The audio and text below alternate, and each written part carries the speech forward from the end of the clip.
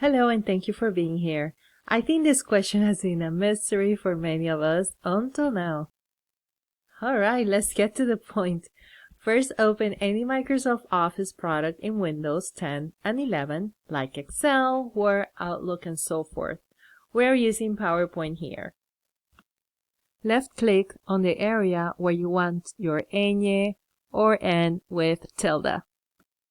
Click the Insert tab and go to Symbols, all the way to the right. Make sure that you're using the normal text, but the key is right here. Select the character code from ASCII, parentheses, hex only, the third option in the list on the lower right. Scroll down carefully until you find the lowercase Enhe. Click Insert and repeat the same steps with the accents, and so on. The last used characters will be available right here, even after you exit Microsoft Office. Now, if you're writing an email or message and use Google Chrome as your browser, then Alt commands like Alt 164 and Alt 165 should work. Let me know in your comments which other shortcuts do you use.